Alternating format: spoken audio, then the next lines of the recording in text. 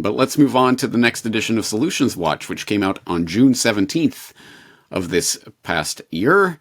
And it was on regenerative agriculture. And specifically, people will remember, this is in the context just a few days after the release of episode 460 of the Corbett Report podcast on the future of food, which was a very important mini podcastumentary on the new technologies that are coming out to change our understanding of food altogether and to make it into something completely different. I hope you have checked out the future of food by now. That is a very important piece of information, but perhaps even more important is what do we do about it? And that was the explicit question that I raised in regenerative agriculture. And for people who don't know what regenerative agriculture is, please visit or revisit this edition of Solutions Watch, where I talk about it in some detail and provide many links to many different sources and different people who are talking about this. But very specifically, I talked to Corbett Report member Gavin Mounsey, who has, of course, his own Substack. He also does the Mounsey Minute on Morning Monarchy that I'm sure people are familiar with by now.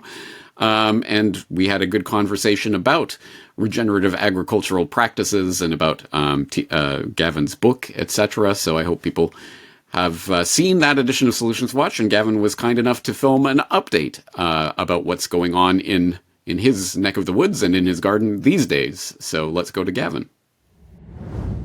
Hello, James and fellow Corbetteers. Since we spoke in last June, I've had many people write me who share that they're Corbett Report members who got a copy of my book and were sharing their experiences of growing the seeds and their plans for the future.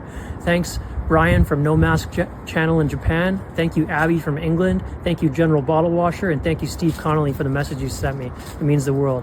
Since then, I've been working on writing articles for my next book, Studying the Forest, as a way to connect with the natural abundance in nature.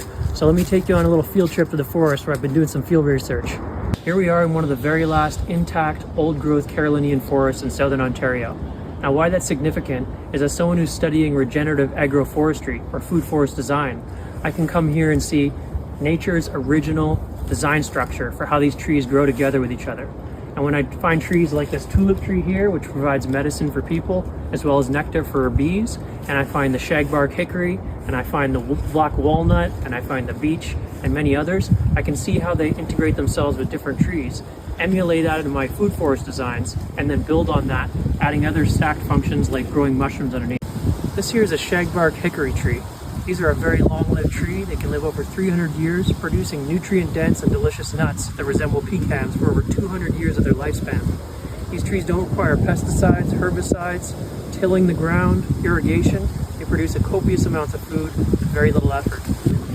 If you look for these trees up in the northern areas of the Norfolk County of Ontario and by Lake Huron, you'll find unnaturally high concentrations of these trees alongside many other food and medicine plants that were planted by Indigenous peoples hundreds of years ago. So this tree was used in regenerative agroforestry as part of Ontario's ancient history. This is something we can learn from for producing food in the future. This here is an old-growth tulip tree, one of the tallest members of the Carolinian forest. It can provide medicine for humans as well as habitat for birds of prey. And if you have bees, the amount of nectar these flowers produce is amazing. And this is a wild pawpaw tree. This tree is one of the trees that you can grow as an understory tree underneath your super canopy trees like tulip trees and your nut trees like shagbark hickory. So we create a multi-storied ecosystem that's producing food for humans as well as habitat for non-human beings. And it's something we can gift to future generations. That's going to be the focus of my next book, allowing people and communities to create resilient food production systems that align seamlessly with the abundance of nature. I've been working on applying these concepts in my local community, and I can't share too many details on a project I'm working on yet, but these images give you a hint. And who knows, maybe an idea for a future Solutions Watch. You can use the discount code Embody the Solution for discounts on my book. All annual paid subscriptions to my Substack also get a free digital copy. If you check out my Substack, you're going to find in-depth articles on each of the species that I just talked about in the forest. And also, check out the Mounsey Minute, which airs the second Wednesday of each month on Media Monarchy with me and James Edmund Pilato. Here's to making 2025 a year of increased health and food sovereignty through teaming up with regenerative agriculture in the garden. Thank you to Gavin for that update, and I don't know what community food forest idea he's working on, but I, for one, am excited to see that and to see what develops in 2025. But